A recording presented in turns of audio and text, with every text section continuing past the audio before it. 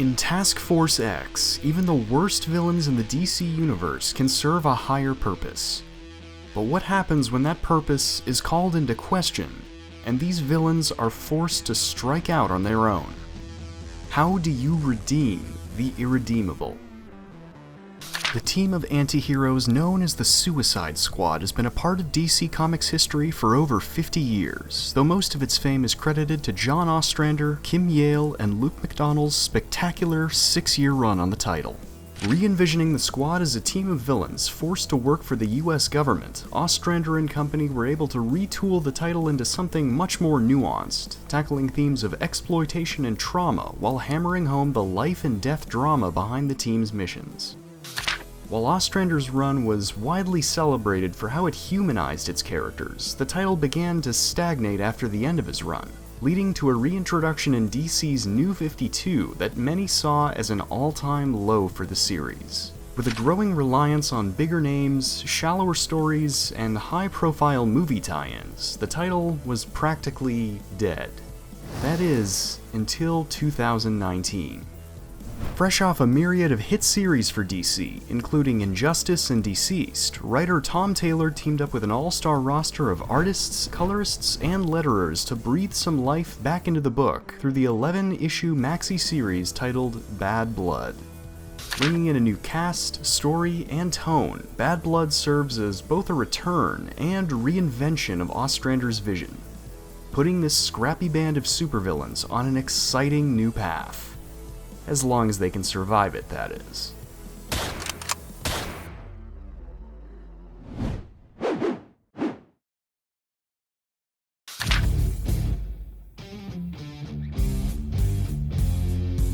Following a team of captured supervillains forced into government wet work, the Suicide Squad has always been built on the strength of its characters, some as villains trying to turn over a new leaf, others trying to do some good in a terrible situation, and all of them trying to survive near impossible odds. This revolving cast, staffed almost exclusively with C and D-listers, were the key to Ostrander's tenure, allowing him to delve deep into the complexities of each character, and failing that, clear the board and start fresh. This approach not only elevated the series from its Silver Age spy team roots, but proved strong enough to carry the title for 6 years. However, the end of Ostrander's run in 1992 marked the beginning of a shift within the book. Though the squad would appear in a number of tie-in events, along with limited runs by Ostrander and Keith Giffen, their next ongoing series in 2011 was a far cry from what came before. Instead of a deeper look into lesser-known characters, the series became a showpiece for more popular characters like Harley Quinn, Deathstroke, and mainstays like Deadshot and Captain Boomerang. While the squad would implement a number of shakeups later on, the real appeal behind the title was gone. These characters felt static, shallow, and pretty much indestructible. So naturally, that's what Taylor went to work on first.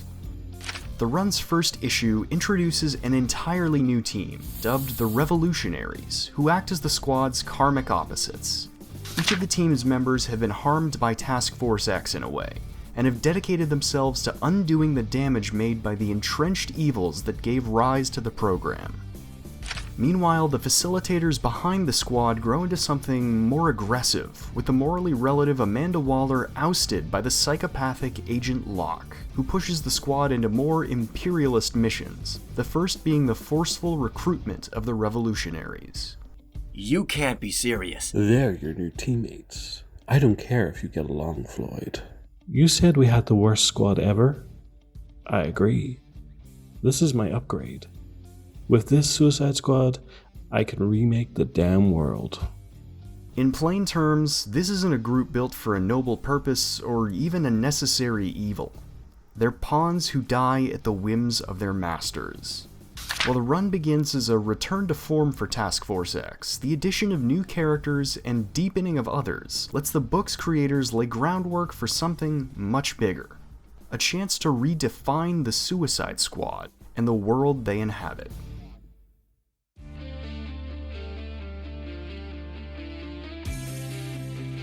Along with their new cast, the book's creators took the opportunity to bring an all-new tone to the Suicide Squad. Every iteration of the book has had a kind of gallows humor to it, balancing the darker elements of the team's missions with the eccentric characters in its roster. But through Bruno Redondo's robust, adaptable art style, the world of the Suicide Squad feels more heightened than ever before. Exaggerated, cartoony expressions, coupled with Wes Abbott's brilliant lettering and Adriano Lucas's vibrant colors, make for a playful, inviting world. One that subverts and is subverted by the subject matter of Taylor's story. Moments of levity can erupt into gruesome violence. Epic fights can stop on a dime. Well-known heroes can turn antagonistic, and any member of the squad can meet a glorious or embarrassing end. Unfortunately, this really is a book where you have to kill your darlings, muses Taylor. The reader has to realize that there's no firm footing here. Really, anyone can die in this book. Anyone can get taken away. Anyone can go on a mission and not come back. And unless the readers believe that, then they're not part of the story. They're not caught up in what we're trying to do here.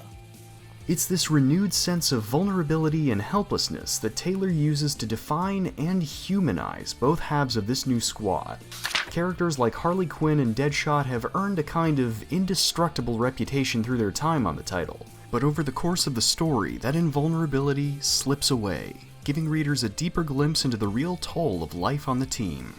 Harley, who Taylor reestablishes as a psychiatrist, constantly points out the abuses the inmates endure under lock, usually at the cost of her own punishment. While she manages to stay resilient throughout the title, Deadshot has been deeply scarred by what he's witnessed over the years, taking on a messier appearance and suffering an extended breakdown over the course of the book.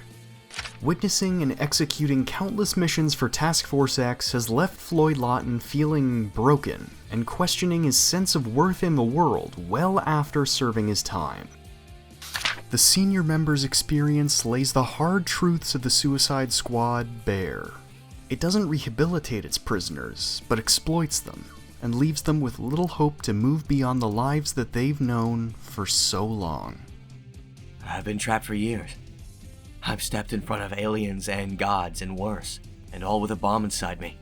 I've been lucky so far, but I know that luck's gonna run out. You're feeling used and disposable, even more than usual. I've been there. And sometimes it takes me too long to wake up and respond with some much-deserved violence. While Taylor uses the evils behind Task Force X to illustrate the hopelessness surrounding its characters, he's also able to rebuild that hope for survival and redemption through their new teammates, the Revolutionaries. Initially, the two factions are completely incompatible, with the squad attempting to keep order while the Revolutionaries carry out their own secret objectives. However, through shared experiences and the willing empathy of characters like Wink and the Airy, both groups begin to accept and influence each other, namely through Deadshot reconnecting with his family and the group coming together with a new mission.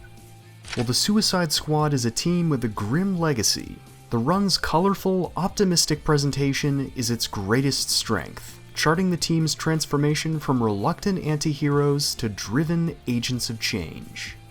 I'm sick of being powerless and obedient. If I go out, it's gonna be on my terms. It's time to kill the Suicide Squad.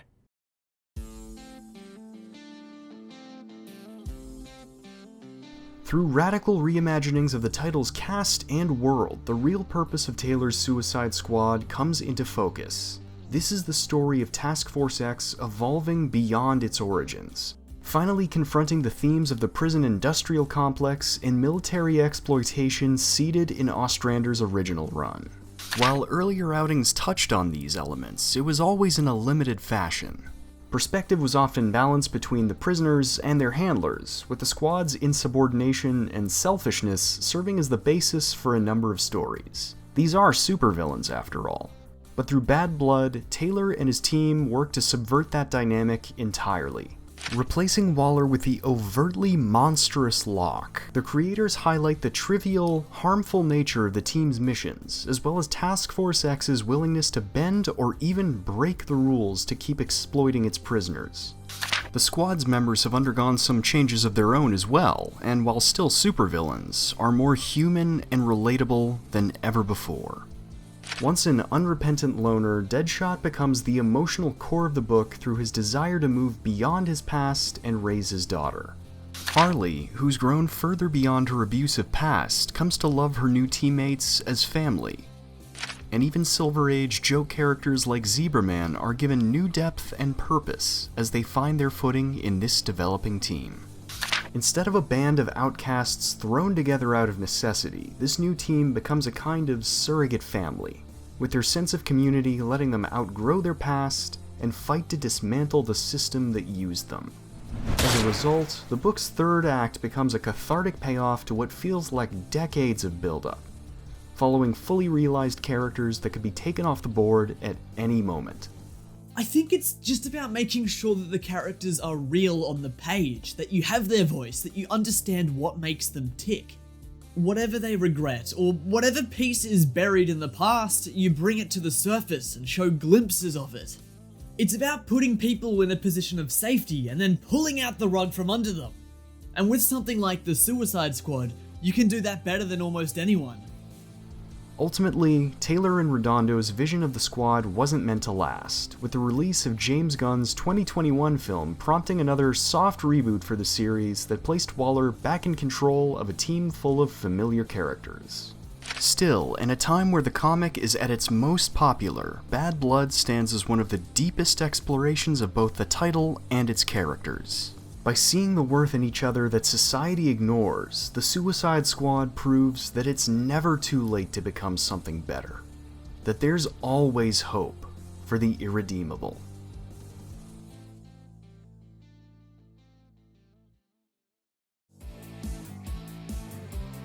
Hey everyone, thanks for checking out my video on the Suicide Squad. As you can probably tell, I'm a huge fan of James Gunn's new film, and that really made me want to revisit Taylor's run, which I think might be one of my favorite DC books in the last few years.